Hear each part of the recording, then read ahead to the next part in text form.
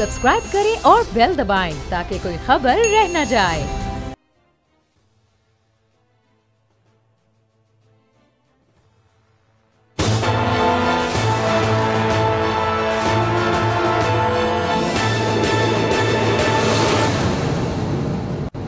Good evening. निज़ाम चाहे सदारती हो या पार्लिमानी हो, बुक ये कहती है कि अवाम, निज़ाम, सरकार, ये वो तीन सुतून हैं जो एक साथ मिलकर चलें तो मामला ठीक रहते हैं और सरकार सही चल पाती है।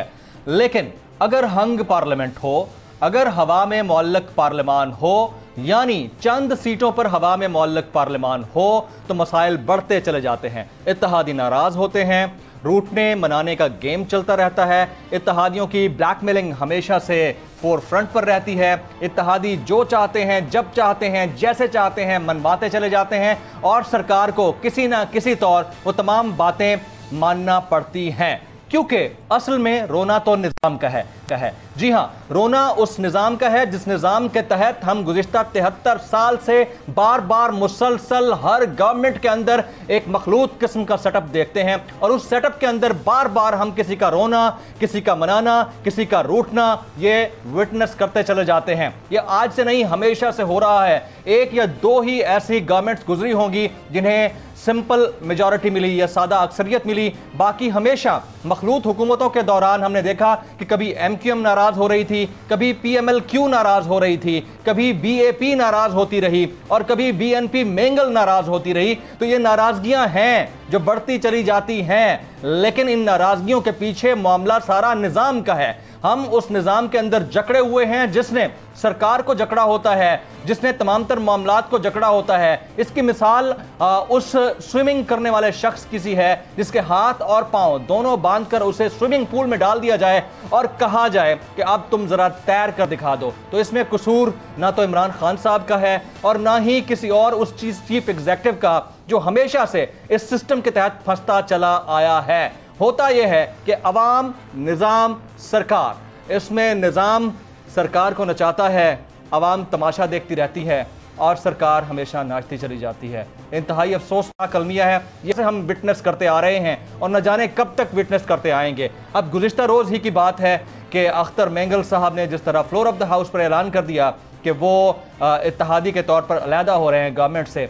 तशवीशनाक बात इसलिए नहीं है क्योंकि गवर्नमेंट अपनी जगह पर कायम है, उनके पास नंबर्स गेम अच्छी है, कहीं नहीं जाती गवर्नमेंट। लेकिन फिर भी अगर गुब्बारे में हवा ज्यादा भरती है, बहुत सारे इत्तेहादी इकट्ठे होते हैं, तो फिर अपोजिशन का पलड़ा भारी हो सकता है, गवर्नमेंट को नुकसान हो सकता है। अपेरेंटली ऐसा नजर नहीं आ रहा, लेकिन किसी एक इत्तेहादी का इस तरह नाराज होना दूसरे इत्तेहादी को शह जरूर दे सकता है। क्या कहा अख्तर मेंगल ने फ्लोर ऑफ द हाउस पे, आपको दिखाते हैं। बलूचिस्तान के लोग इल्ज़ामात लगाते हैं कि ये सरदार हजरात रहते इस्लामाबाद के बड़े बड़े सेक्टर्स में हैं, बात बलोच अवाम की करते हैं, लेकिन बलोच अवाम के लिए करते कुछ नहीं है। माजी तो यही कहता है, हाल में भी यही चल रहा है, मुस्तकबिल में क्या होता है ये देखना होगा। जरदारी साहब से टेलीफोनिक रब्ता हुआ अख्तर मेंगल का। अब हुकूमत के इत्तेहादी नाराज होकर किसी और के साथ जा मिलते हैं, अलग मैटर है। हुकूमत अपनी जगह पर कोशिशें कर रही है, एक टीम तश्कील दे दी गई है और वो टीम बनाने की कोशिश कर रही है। और बहुत सारे लोग ये भी कह रहे हैं कि ये चंद दिन की कहानी है, उसके बाद दोबारा बीएनपी को हुकूमत का हिस्सा बनना होगा। लेकिन अरशद शरीफ साहब के शो में कह गए हैं अख्तर मेंगल साहब कि बलूचिस्तान के अंदर कोई ऐसी सड़क नहीं जिस पर यू टर्न हो, और क्योंकि वहां पर यू टर्न नहीं तो वो भी यू टर्न अब लेंगे नहीं और अब उनके लिए रास्ते या दरवाजे बंद हो चुके हैं। क्या कहा उन्होंने, आपको दिखाते हैं। यू टर्न की अगर बात की जाए तो चेयरमैन सेनेट का जब इंतखाब था उस वक्त भी बीएनपी मेंगल, अख्तर मेंगल साहब नाराज थे, नाराज़गी थी, लेकिन बाद में पता चला कि चंद अरब के एवज वो वापस पार्लियामान में उनके साथ बैठे और फिर उस तरह से चेयरमैन सेनेट का जो इंतखाब का मामला था वो हल हुआ। तो ये तो हमेशा होता आ रहा है, बंदा बयानात बड़े रिजिड देते हैं लेकिन उसके बाद फिर जो नताइज निकलते हैं वो सामने होते हैं। बात सिर्फ मुतालबात मानने की हद तक नहीं है, बात ब्लैकमेलिंग से भी आगे की हद तक है।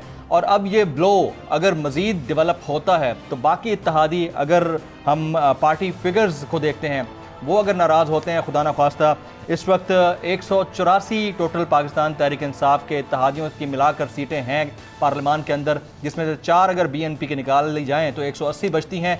और अगर इसमें PMLQ, MQM या BAP और GDA वगैरह को भी हटा दिया जाए खुदा न ख्वास्ता, तो अपोजिशन का पलड़ा भारी होता है और अपोजिशन के गुब्बारे में हवा भरी जा सकती है।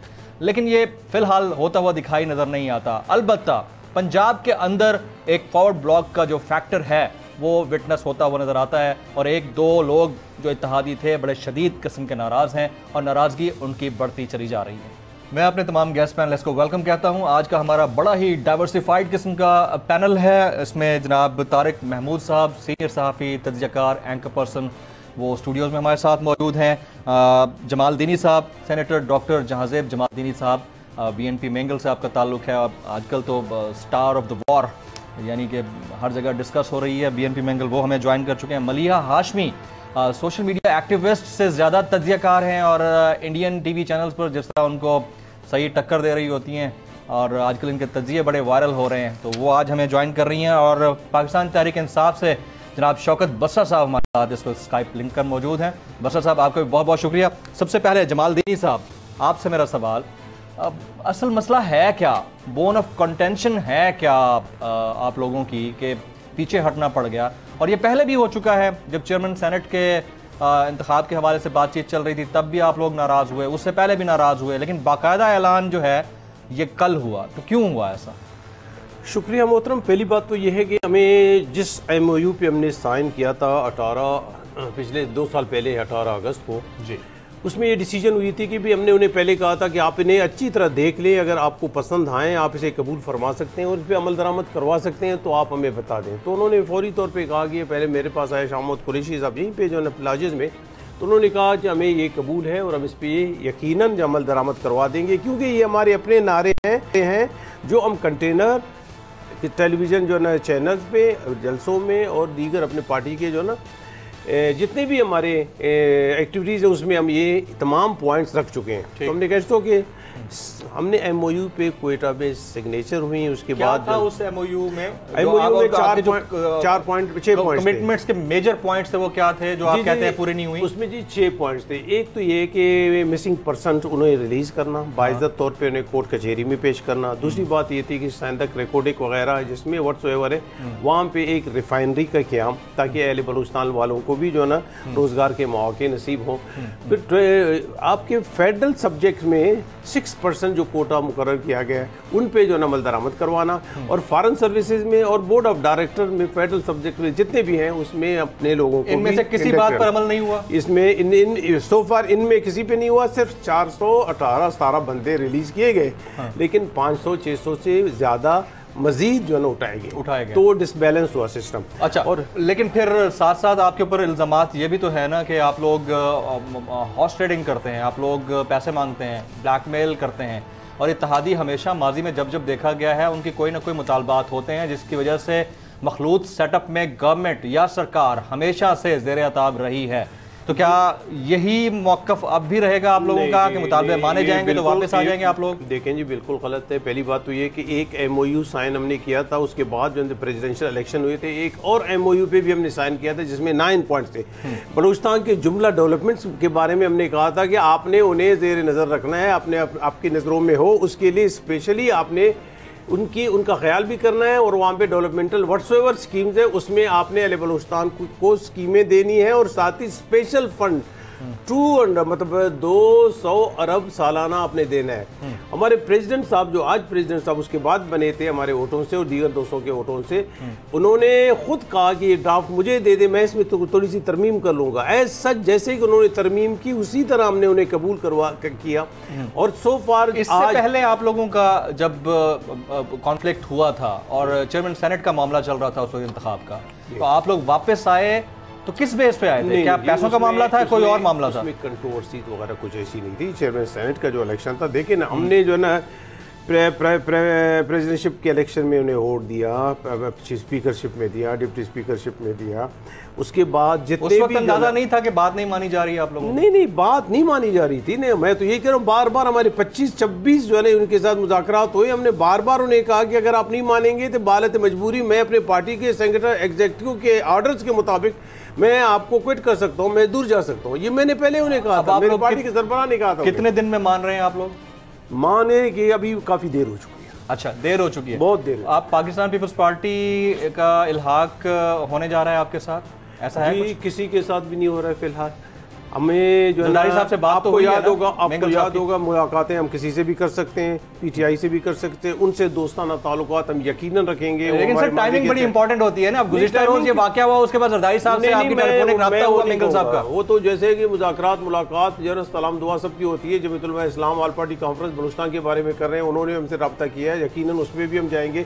पीपल पार्टी हो, जो दीगर पार्टियां अगर कोई इस तरह की आल पार्टी करेंगे जिसमें जो है पाकिस्तान का फायदा होगा, हमारी पार्लियामेंट की बालादस्ती होगी, हमारी जमहूरियत मजबूत होगा, उसमें हम यकीनन जाएंगे। लेकिन जहां तक जो है ना आप ये कहें कि दीगर पार्टियों से हम राब्ते ही खत्म करवा दें, हमें इस वक्त ये बात नहीं, अपने राब्ते पीपल पार्टी से अटके पीटीआई से, उससे भी बेहतर रहेंगे माजी में भी इंशाल्लाह, आज के बाद भी। लेकिन इसका मतलब ये नहीं है कि हम उनके अलायंस का हिस्सा या उनके कंट्रोल में या वोट देने के पाबंद होंगे। जमालदीनी साहब, मामला ये है कि अरशद शरीफ साहब के शो में अख्तर मेंगल साहब ये कह गए हैं कि बलूचिस्तान के अंदर क्योंकि सड़कों के ऊपर कोई यू टर्न नहीं है तो इस मामले के ऊपर अब वो किसी किस्म का यू टर्न नहीं लेंगे। लेकिन सवाल ये है कि माजी में जब जब वो ये कहते रहे, हमेशा यू टर्न लेते रहे। अब इसके ऊपर आप ये बताएं कि आप लोगों का अगला लाहे अमल क्या है, प्लान क्या है आप लोगों का? पहली बात तो ये है कि यूटर्न की जो आपने बात की, हमने माजी में मुकम्मल तौर पे इन्हें खुदा हाफिज कहने की कोशिश ही नहीं की। फकत हमने ये कहा कि आप इन पे अमल दरामद करवा दें। अब मुकम्मल खुदा हाफिज हो चुका। अब फिलहाल मैंने उसे कह दिया कि तमाम पार्टी में नहीं फिलहाल। अच्छा। मैंने आपको मैं कह रहा हूँ कि अख्तर मेंगल ने भी उन्हें कह दिया कि अगर आप ये नहीं करेंगे तो हम आपसे दूर होंगे, उसके बाद जो है ना हमें आप करीब नहीं पाएंगे। और ये डिसीजन हमारी हो चुकी है, अब काफ़ी देर हो चुकी है। अब मजीद जो है ना बार बार हम अपने लोगों में, अपनी पार्टी के दोस्तों में, सेंट्रल कमेटी के दोस्तों में हम अपने को मजीद बेइज्जत करने से रहे। एब्सोल्युटली राइट, आपका पॉइंट आ गया। हाफिज तारिक साहब, आपकी इजाज़त से मैं बसरा साहब को शामिल कर लूँ, क्योंकि पॉलिटिकल जाहिर है कि वो सही जवाब दे सकेंगे पॉलिटिकली। बसरा साहब, सुन लिया आपने जमालदीनी साहब की गुफ्तगू, सुन ली होगी। वो कहते हैं आप लोग तो अपनी बातें पूरी नहीं कर पाते, कमिटमेंट्स आपकी कोई एक नहीं पूरी हुई, और बहुत सारे जो MOU के पॉइंट्स थे उनमें से अक्सर पे अमल दरामद ना हो सका। Your take on this sir? Farooqui साहब, पहली बात तो जिस तरह के आप सवाल जमालदीनी साहब को कर रहे हैं, अगर वो मानना भी चाहेंगे तो लगता है आप मानने नहीं देंगे। और मैं कल का सुन रहा हूँ, जब से मेंगल साहब का स्टेटमेंट आया है जी, तो मीडिया वाले जो है ना वो जलती पे तेल का काम कर रहे हैं। देखिए, गुजारिश ये है कि ये एक सियासी इत्तेहाद है, तो ये हमारी पार्टी के अंदर जम नहीं हो गए हैं। इत्तेहादों के अंदर गिले होते रहते हैं, और माजी में भी आप देख लें, जो भी पार्टियां इत्तेहाद करती हैं उनकी अपनी डिमांड्स होती हैं, और जाहिर है कुछ डिमांड्स इनकी पूरी हुई है, कुछ डेफिनेटली मैं बिल्कुल एग्री करता हूँ आपके प्रोग्राम में, कुछ डिमांड्स हम पूरी नहीं कर सके हैं। लेकिन इंशाल्लाह मुझे खुदा पे यकीन है कि सियासत के अंदर दरवाजे बंद नहीं किए जाते, सियासतदान हमेशा दरवाजे खोल के रखता है, डायलॉग की गुंजाइश होती है। यही आमरीत और जमहूरियत में फर्क होता है। मैं समझता हूँ ताउला मेंगल साहब और उनकी पार्टी का बड़ा कंट्रीब्यूशन है बलूचिस्तान के अंदर भी और पाकिस्तान की सियासत के अंदर भी, और इंशाल्लाह हमारा इनका डायलॉग होगा। हम इनकी जो डिमांड ये समझ रहे हैं पूरी नहीं हुई है, हम उनके ऊपर कुछ चीजें ऐसी हैं जो आपके प्रोग्राम में कह देता हूँ। देखिए, कुछ इश्यूज ऐसे हैं जिनका तल्लुक पाकिस्तान की सिक्योरिटी से है, नेशनल सिक्योरिटी से, नेशनल सिक्योरिटी से जी, नेशनल सिक्योरिटी से है। हाँ जी, उसके ऊपर जाहिर है कुछ चीजें ऐसी होती हैं जो मीडिया पे डिस्कस नहीं हो सकती हैं। ताउला मेंगल साहब को बखूबी उनका अंदाजा है, लेकिन इसके बावजूद हमारी हर मुमकिन कोशिश है कि चीजों को बैलेंस करके चले। हमारे ये नहीं कि हम नेशनल सिक्योरिटी पे कोई कंप्रोमाइज करें या नेशनल सिक्योरिटी के ऊपर हम किसी किस्म का कोई बार्गेन करें, वो तो सवाल ही पैदा नहीं होता। हाँ, in the interest of the country, in the interest of the democracy, और हम ये चाहते हैं कि ये सिस्टम हमारा चले। तो मुझे वैसे जमालदीनी साहब मेरे बड़े भाई हैं, मुझे बड़ा एहतराम है, और माशाल्लाह बहुत एक्सपीरियंस पॉलिटिशियन है। लेकिन आप बात मेरा ये शॉर्ट रिकॉर्ड रखिएगा इंशाल्लाह। अभी देखें, उन्होंने अपोजिशन में बैठने का फैसला किया, ये बात पहले आप ज़हन में रख लें जी। उन्होंने किसी पार्टी को ज्वाइन करने का फैसला नहीं किया या हमारे मुखालिफ ज्वाइन करने का फैसला नहीं किया।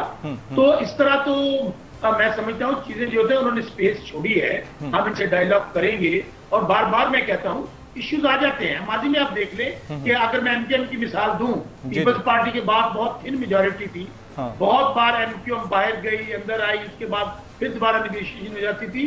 तो ये चीजें होती रहती हैं। और मैं ये समझता हूं कि हम चूंकि एक वफाक में भी है, सूबे में भी है, अलाई है वहां पे, तो चीजें इश्यूज हैं और ये अभी पहली बार नहीं आए, पहले भी आए थे।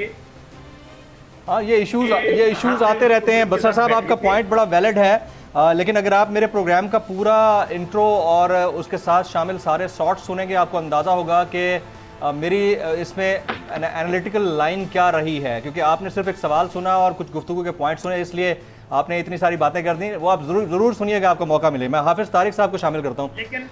मैं आपकी तरफ आऊँगा। बसरा भाई, पूरा टाइम है हमारे पास, आराम से आपकी तरफ आता हूँ।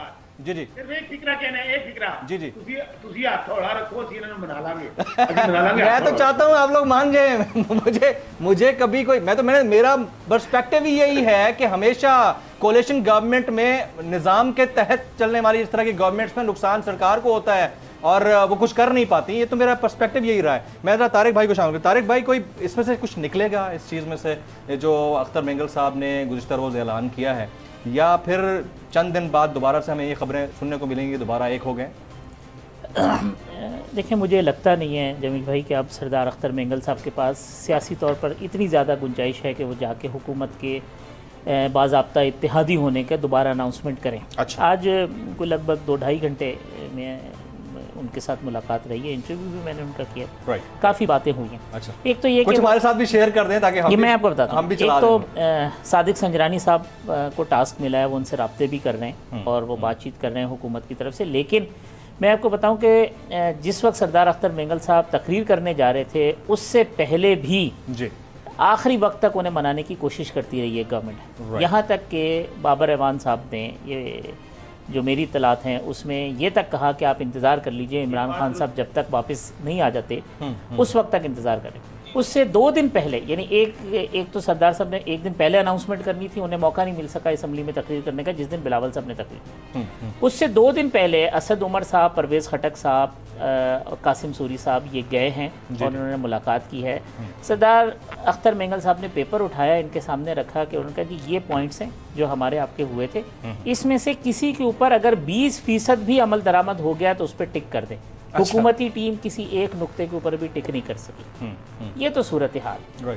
अब कुछ दो साल के अंदर या 22 माह के अंदर उनके जो डिमांड्स हैं, वो चीज़ें जो पूरी नहीं हुई, उसमें अगर अब मिसिंग पर्सन वाला मामले को एक साइड पे भी रख दें जी, इसके तो जो बाकी जो 5 नुकात हैं जी, तो उस पर भी कोई पेशरफ नहीं हुई। तो अब ये एक्सपेक्ट करना कि जाके एक फ़ोटो सेशन हो जाए, बातचीत हो और उनको कहें जी हम ये कर लेंगे, जब तक प्रैक्टिकली कुछ चीज़ें नहीं होंगी सरदार अख्तर मेंगल साहब वापस नहीं जाएंगे। उनके राब्ते हो रहे अपोजिशन के साथ। 20 तारीख को उनकी मौलाना फजलुर रहमान साहब के साथ मुलाकात होने जा रही है। वो APC में शिरकत करने के लिए जा रहे हैं। अभी तक वो अपोजिशन के हवाले से उन्होंने ये अनाउंसमेंट नहीं की कि वो अपोजिशन का बाज़ाब्ता हिस्सा होंगे। वो ये कह रहे हैं कि हम आज़ाद बेंचों पर बैठे हैं कौमी असम्बली में, आइंदा भी आज़ाद बेंचों पर बैठेंगे, लेकिन जो हुकूमत की जो इक़दामात हैं बिलखुसूस खासे वो बरहम है। इमरान खान साहब ने जो 18वीं तरमीम के हवाले से और NFC के हवाले से गुज़िश्ता रोज़ जो कराची में बातें की हैं, हुकूमत की जानिब से कुछ और ऐसे स्टेप उठाए गए और अपोजिशन की जानिब से कुछ उनकी जानिब मोहब्बत दिखाई गई, बलूचिस्तान के इशूज़ के ऊपर आवाज़ उठाई गई। तो कोई चीज़ ऐसी मुझे नज़र नहीं आती कि सरदार अख्तर मेंगल साहब का झुकाव अपोजिशन की जानिब बढ़ता चला जाए, लेकिन हुकूमत की तरफ उनके जाने के रास्ते जो है वो मुझे कोई रोशन नजर नहीं आता। बिल्कुल ठीक है। हाफिज तारिक साहब हमारे साथ मौजूद हैं। दीगर गेस्ट पैनलिस्ट मलिहा काफ़ी देर से तवक्कुफ किए हुए, ब्रेक का वक्त हुआ जाता है नाज़रीन। ब्रेक के बाद जब वापस आएंगे तो इन सभी पैनलिस्ट से एक बड़ा ही इंपॉर्टेंट सवाल, और सवाल ये है कि अवाम, निज़ाम और सरकार, ये 3 चीज़ें हैं जब मिलती हैं तो तर्ज़ हुकूमत चाहे कोई भी हो, चाहे सदारती निज़ाम हो या पार्लिमानी निज़ाम हो, इनको साथ चलना चाहिए। लेकिन हमारे यहाँ मामला ये है कि सरकार बेचारी हमेशा अपनी हुकूमत बचाने में लगी रहती है और अवाम और निज़ाम तमाशा देखते रहते हैं। ब्रेक के बाद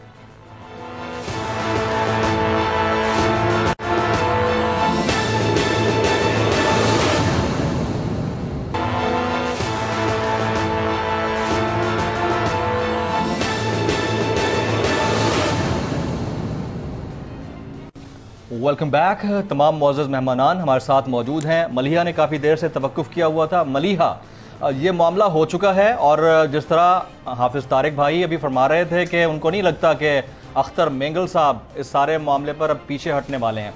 जरदारी साहब से उनकी टेलीफोनिक बातचीत हो चुकी है। पंजाब के अंदर एक नया ब्लो बनने जा रहा है। अब सबको पता है कि वहाँ फॉरवर्ड ब्लॉक हो सकता है और एक MPA वहाँ पर नाराज़ हो चुके हैं, वो अपने लोग इकट्ठे कर रहे हैं, ये आज सुबह की खबर है।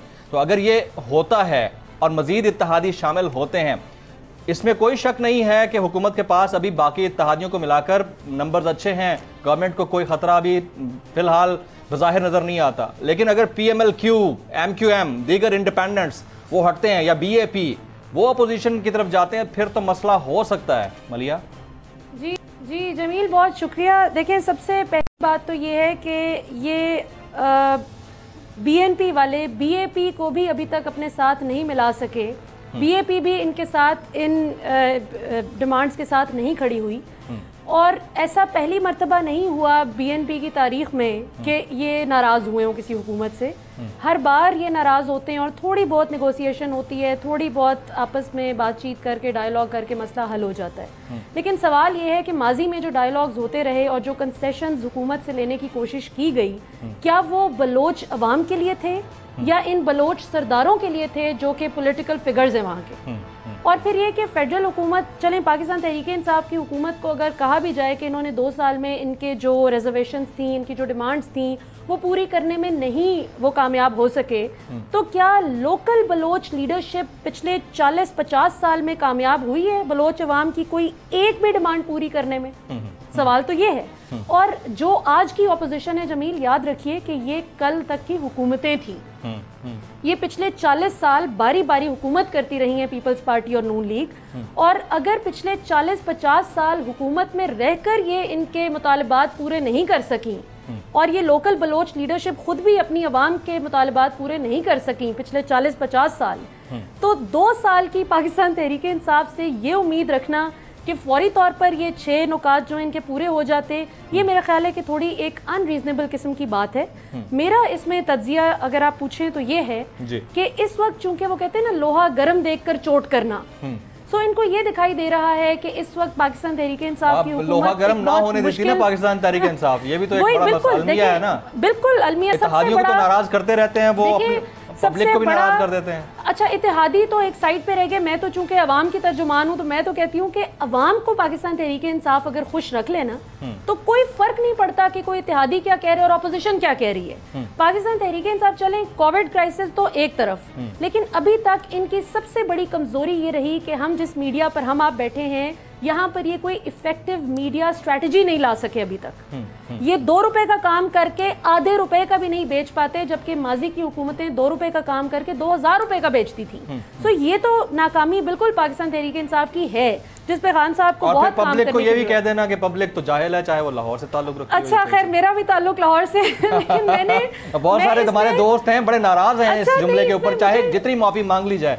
नहीं, इसमें वैसे मुझे नहीं समझ आती कि नाराजगी की क्या बात है। हाँ, डॉक्टर यास्मीन राशिद इनडिसिप्लिन्ड कह सकती थी कि एक मिनिस्टर के मुंह से ये अल्फाज अच्छे नहीं लगते, लेकिन बाकी उसके बाद उन्होंने खैर वापस भी ले लिए अपने अल्फाज, लेकिन उनका जो मकसद था बात की जिस्ट बिल्कुल दुरुस्त थी। मैं 100% डॉक्टर यास्मीन राशिद साहिबा की उस बात से मुत्तफिक हूँ कि लोग इस कोविड क्राइसिस को क्राइसिस समझ ही नहीं रहे ज्यादा, और ऊपर से ये कि 22 करोड़ नहीं, अब आप ये ज्यादती कर रही हैं। लोग तो नहीं समझ रहे, जिन्होंने अब इक़दामात करने हैं वो भी नहीं समझ रहे। अब हम पिछले 4 महीने से मुसलसल एनालाइज कर रहे हैं चीजों को, वो उसके ऊपर मैं बड़ा डिटेल्ड प्रोग्राम भी कर चुका हूं। मलिया, एसओपी इंप्लीमेंटेशन तो चले हुकूमत नहीं करानी होती, लेकिन अवाम को भी देखें। जब रिस्पॉन्सिबल्स कंफ्यूज्ड हों कि ये फ्लू है या नहीं है, नहीं अच्छा फ्लू है, ये कोविड है या नहीं, तो है। देखें उसकी सीरियसनेस का थ्रेशोल्ड, उसको अंडरस्टैंड करना बड़ा जरूरी होता है। फिर मास्क लगाना है नहीं लगाना है। जब शहबाज गिल साहब जैसा बंदा ट्वीट कर देता है कि मीडिया पे जो लोग मास्क लगा के रिपोर्टिंग कर रहे हैं ये पैनिक फैला रहे हैं, और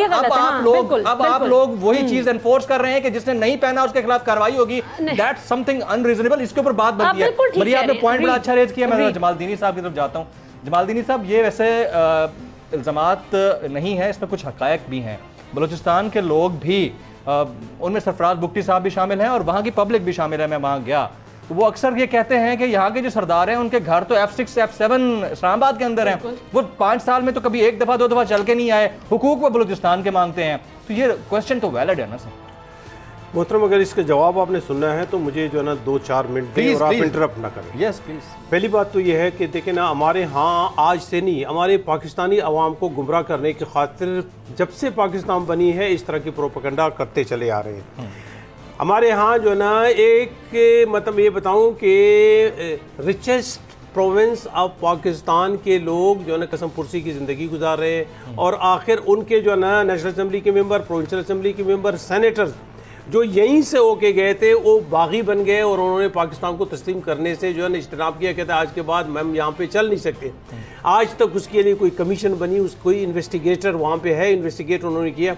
अब यहाँ पे जो है ना हुकूमतें जैसे कि बनती हैं, बलूचिस्तान में इस वक्त जो हुकूमत बनी है उसे कहते हैं कंट्रोल्ड हुकूमत, फैब्रिकेटेड हुकूमत। अगर आप जो है ना रोडों से 4 बंदे 6 बंदे चुन के उन्हें हुकूमत दे देंगे तो जाहिर है उनकी जो है ना बेसिक रिक्वायरमेंट क्या होती है, 5, 6, 10, 20 अरब जमा करके उसके बाद जो है ना इल्ज़ाम लगाना। जैसे कि हमारे कुछ 1-1.5 दर्जन एंकर्स अक्सर जो है ना ये कहते हैं कि बलूचिस्तान के सरदार लूट रहे हैं, बलूचिस्तान के नवाब लूट रहे हैं। और मैं आपको बताऊं कि सरदार अख्तर मेंगल के जो है घर के सामने उसकी कंधों से रोड गुजरती है। ये बात गलत तो नहीं है ना? F7, F11, F6 में जब घर होंगे उधर साल बाद 2 साल बाद एक दफा जाना होगा तो फिर तो ज्यादती होगी ना सर। अब तो बात जो है ना जो बात की गई है आप उसे दोहरा रहे हैं। इस वक्त आप बताएं सरदार अख्तर मेंगल का कोई घर आप बता दें यहाँ पे इस्लामाबाद में बता दें, मेरा कोई बता दे। मेंगल से खुद पब्लिक उनके अपने इलाके की बड़ी नाराज है। नहीं, ये तो बात आप कहते हैं ना, जिन बंदों को आप पालते हैं, जिन्हें जो है ना आप इस्तेमाल करना चाहते हैं, जो आपके जो है ना मर्सनरीज होते हैं, उन्हें आप सरदार अख्तर मेंगल के खिलाफ इस्तेमाल करना चाहे तो आप कर सकते हैं। ज़ाहिर है वो नाराजगियाँ तो होती हैं। अब ये जो जिस बंदे का आपने नाम लिया इसकी अपनी जो है ना हैसियत, उन्हें वहाँ से कमज़ोर कामयाब करने वाले कौन है, उसके बाद उसके जो है मुतबादिल को कामयाब करने वाले कौन है। देखिए ना, मैं जिम्मेदार आदमी हूँ, पाकिस्तान के जो है मतलब इस वक्त जो है पार्लियामेंट का एक मेंबर होने के बाद सेक्रेटरी जनरल हूँ पार्टी का। मुझे पता है कि मैं आज गलती कर लूँगा तो कल मुझे अवाम के सामने जाना होगा, वो मेरे से पूछेंगे कि भाई आप क्या करके आए हैं। राइट। और जो बंदे पूछ भी सकते हैं, एक मिनट, जो बंदे जो है ना आप वैसे चुन के लेके आते हैं उन्हें फौरी तौर पर इख्तियार भी दे देते हैं, विद इन नो टाइम वो जो है ना आए रब पोजीशन में आ जाते हैं। उसे दिलचस्पी नहीं होती क्योंकि अवाम के सामने उसको जवाबदेह होना ही नहीं है। मैं जो है ना जवाबदेह हूँ, मैं कोई सरदार जमालदीनी साहब, फिर अवाम ये भी पूछ सकती है कि जब आप कोलेशन में आते हैं या जब आप नाराज होकर दोबारा से गवर्नमेंट का हिस्सा बनते हैं, जब आप इत्तेहादी बनते हैं, तो फिर आप बनते हैं उसके पीछे भी तो कोई ना कोई इंसेंटिव्स होते होंगे। बगैर इंसेंटिव्स के कोई क्यों किसी की पार्टी का हिस्सा बनेगा या हुकूमत का हिस्सा बनेगा? इसको क्लियर कर दे। पब्लिक तो कहती है कि आप लोग पैसे लेते हैं, पब्लिक ये कहती है। मैं क्लियर करता हूं। आपकी इजाजत से आपका सवाल अगर मैं एक्सटेंड कर दूं प्लीज, जी, अवाम उस कंसेशन में अवाम का कितना रोल होता है? बलोच अवाम के लिए आप कंसेशन में क्या मांगते हैं एग्जैक्टली जब आप लोग वापस? मेरे ख्याल में अगर आपने स्टडी की होंगी, अगर 6 पॉइंट और 9 पॉइंट्स आप स्टडी करके जरा देख ले, उसमें टोटल सब्जेक्ट अगर अवाम के लिए नहीं है, पर्सनली डॉक्टर जहांजेब जमालदीनी के लिए या सरदार अख्तर मेंगल के लिए मैं और मेरी पार्टी मलामत। और आज तक जो ना तारीख से मैं बताऊं, तारीखी तौर पे आज तक मैं एक भी इस तरह का सब्जेक्ट लेके नहीं आया हूं जो अवामी न हो, अहले बलूचिस्तान की न हो। मुझे ब्रेक लेना है, एक ब्रेक के बाद बात को अगर मैं मुझे ऑफर की गई, हमारे पार्टी को ऑफर की गई कि आप मिनिस्टर बने, और जिसके लिए लोग बावले होते हैं, लेकिन मैंने मिनिस्ट्री और मेरी पार्टी ने मिनिस्ट्री नहीं ली। उसकी वजह यह है कि मुझे फकत अवाम के बुनियादी मसाइल के हल का तकाजा था और जरूरत थी। अदरवाइज पॉइंट आ गया। मुझे यहाँ पर ब्रेक लेनी है, ब्रेक का वक्त हुआ जाता है। ब्रेक के बाद जब वापस आएंगे तो बाय बुक अगर देखा जाए तो मंशूर सब पार्टियों का पब्लिक की वेलफेयर के लिए होता है। मतलब कौन सी जमात है? वो तमाम जमातें जिन्होंने 40 साल तक रूल किया इस मुल्क के ऊपर, उन सबका मंशूर यही था। कोई रोटी कपड़ा और मकान, कोई इंडस्ट्रियल सेक्टर को प्रोटेक्ट करने के लिए, कोई मेट्रोज बनाने के लिए, सबके मंशूर पब्लिक वेलफेयर के लिए थे। कोई उसके खिलाफ तो नहीं करता, लेकिन अमल कितना होता है? पीटीआई का भी मंशूर आपके सामने ही है, अमल कितना होता है वो सवाल होता है। ब्रेक के बाद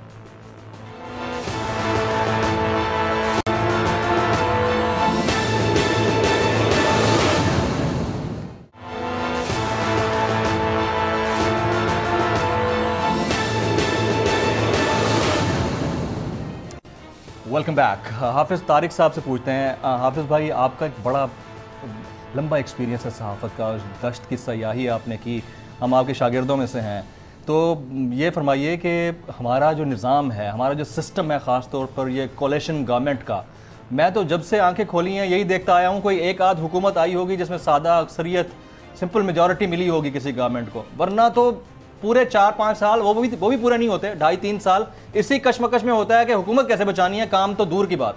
तो ये इस सिस्टम से कब हम छुटकारा पा सकेंगे सर? ये सिस्टम से कैसे आप छुटकारा पाएंगे? देखिए ना, वो एक हंग पार्लियामेंट जब वजूद में आती है, लोगों की मर्जी है वो जिसको जितना मैंडेट देते हैं।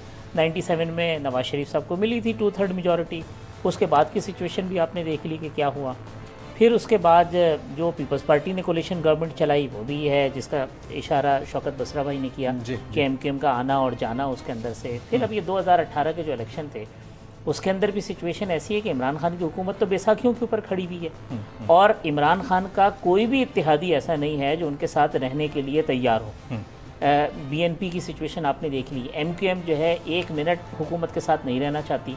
किस तरीके से उन्हें दोबारा हुकूमत में शामिल करवाया गया और अमीनुल हक को वजीर बनाया गया, किसी से ढकी छुपी बात नहीं है। किस तरह रातों रात उनके लोगों को उठा लिया गया और उनको पुश किया गया कि आप हुकूमत में आ जाएं। काफ लीग ने जो कुछ किया और अब उनकी 5 उंगलियां घी और सर कढ़ाई में है, क्योंकि वो उस्मान बुज़दार साहब के साथ लेकिन छोटे से गुब्बारे में हवा भरी जा रही है अभी भी वहाँ फॉरवर्ड ब्लॉक। देखें ना, तो अब ये पाकिस्तानी अवाम पे है कि वो किसी भी पॉलिटिकल पार्टी को इतनी मेजॉरिटी दे दे कि वो उसके मुताबिक कर ले। आपकी नज़र में रिस्पॉन्सिबल हमारी आवाम है जो वोटों देखे ना, जो सिचुएशन बनेगी वो तो बनेगी इसी के ऊपर। अब जब ये सूरत हाल हो जाती है तो जो भी हुकूमत होगी उसको इत्तेहादियों की बात तो रखनी पड़ेगी। अब वो कहते हैं तारिक बशीर चीमा को मिनिस्टर बनाए तो आपको बनाना पड़ेगा, चाहे आप चाहते हो या ना चाहते हो।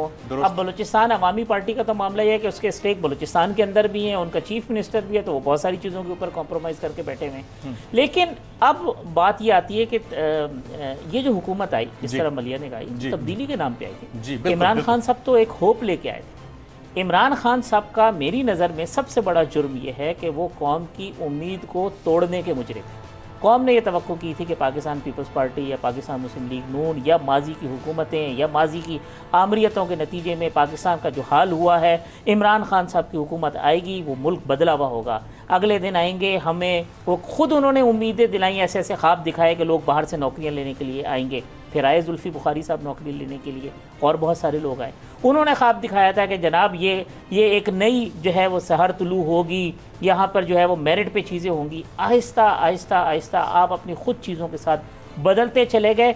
अब ऐसे लोग जो मुल्क के अंदर तब्दीली का ख्वाब देख रहे थे, ऐसा लोग जो समझ रहे थे कि मुल्क में तालीम ठीक होगी, सेहत ठीक होगी, वो निज़ाम ठीक होगा जिसकी तरफ आपने इशारा किया, वो निज़ाम ठीक होगा जहाँ पर लोगों को अदल और इंसाफ मिलेगा, वो चीज़ें ठीक होंगी जहाँ मेरिट पे नौकरियाँ मिलेंगी, वो चीज़ें ठीक होंगी जहाँ पर आप जो है वो आप अपनी आज़ादाना पॉलिसियाँ बना सकेंगे, जहाँ आप किसी के शिकंजे में नहीं होंगे। लेकिन 2 साल के अंदर तो ये हो रहा है कि वो मेरी, आपकी और बहुत सारे लोगों की जो कि उम्मीदें बांधे हुए थे, उनकी राय भी तब्दील कर दी वो आप तोड़ रहे हैं और आप जो है वो ये साबित कर रहे हैं कि वो हमसे तो पहले वाले लोग जो है वो ज़्यादा बेहतर थे, चाहे आप उनको करप्ट कह लें। अभी वो नैरेटिव और आर्गूमेंट बिल्ड हो रहा है ना कि जनाब वो अगर चोर थे तो उन्होंने मोटरवे बनाई, वो अगर करप्ट थे तो उन्होंने डॉलर को इतने पैसों पे रखा, वो अगर ख़राब थे तो वो उन्होंने 18वीं तरमीम लेके आए, वो ख़राब थे तो उन्होंने सूबों को एम्पावर किया। तमाम तर खराबियों के बावजूद, तमाम तर करप्शन के इल्ज़ामात के बावजूद, तमाम तर बैड गवर्नेंस के बावजूद, अगर उनका परसेप्शन आपसे बेहतर हो और लोग उनकी मिसालें दें कि नहीं वो आपसे ज़्यादा बेहतर थे, तो फिर मैं समझता हूँ कि फिर अल्लाह ही हाफिज़ है। पॉइंट बिल्कुल ठीक है। मैं बसरा साहब को शामिल करूँ, मलिया आपकी तरफ आता हूँ। बसरा साहब, ये बात तो वैलिड है हाफिज़ तारिक भाई की कि उम्मीदें थीं, तवक्कुआत थीं, पब्लिक तो अपनी जगह पर नाराज़ है, इत्तेहादी तक नाराज़ होते चले जा रहे हैं और हर इस तरह की हंग पार्लियामेंट के अंदर ये देखने को मिलता है और फिर हुकूमत ब्लैकमेल होती चली जाती है मुतालबात मानने के चक्कर में, पैसे देने के चक्कर में, what ever the case it is. तो इसको फिर कैसे एड्रेस करेंगे आप लोग? Quick comment sir.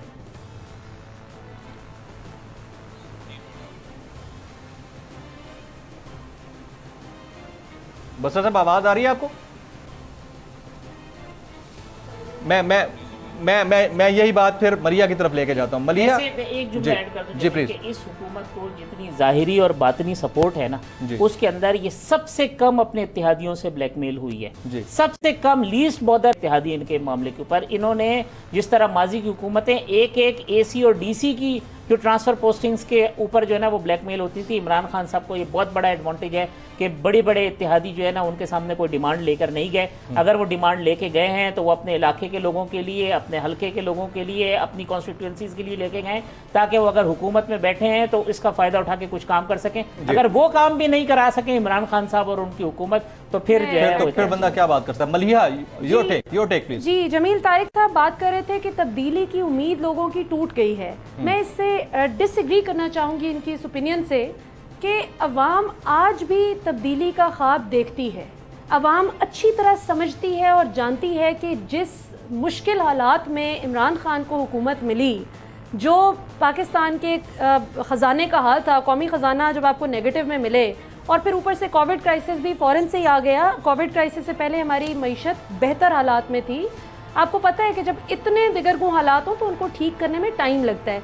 हम आए दिन सुनते हैं कि जी न्यूजीलैंड की प्राइम मिनिस्टर जसिंडा अर्डर्न बहुत अच्छी हैं, वहाँ से कोविड क्राइसिस ख़त्म हो गया।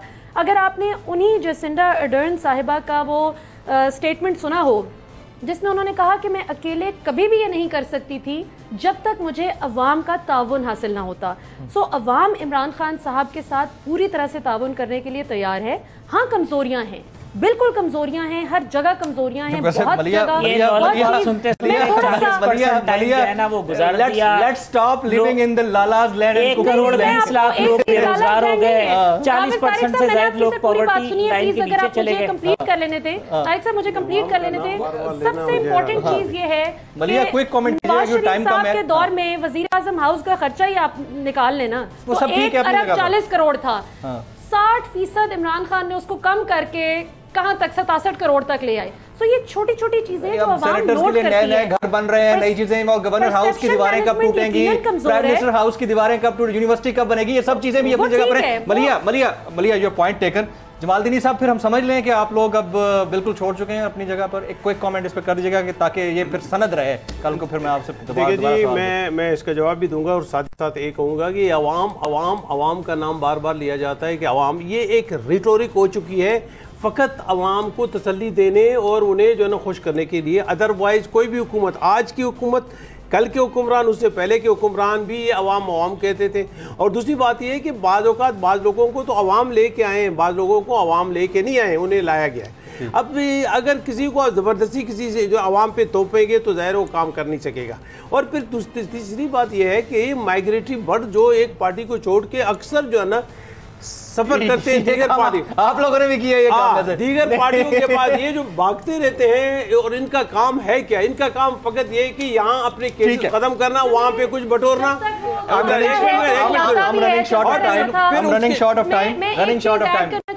Maliha, I'm running short of time। मुझे प्रोड्यूसर बार बार कह रहे हैं कि बिल्कुल टाइम ओवर हो चुका है। जमालदीनी साहब, आपका बहुत बहुत शुक्रिया सर, आप तशरीफ लाए। किसी और वक्त लंबी नशिस्त करेंगे। हाफिज़ तारिक महमूद साहब, हमारे इंतहाई मोहतरम सीनियर सर, तशरीफ़ लाए, आपका बहुत बहुत शुक्रिया। मलिया, आप तशरीफ़ लाए, आपका बहुत शुक्रिया। शौकत बसरा साहब ने स्काइप पर वक्त निकाला, आपका बहुत शुक्रिया। बात इतनी सी है, निज़ाम बेहतर होगा तो ही आवाम के हालात बेहतर होंगे, वरना चलता आ रहा है और चलता ही रहेगा। इजाज़त दीजिए।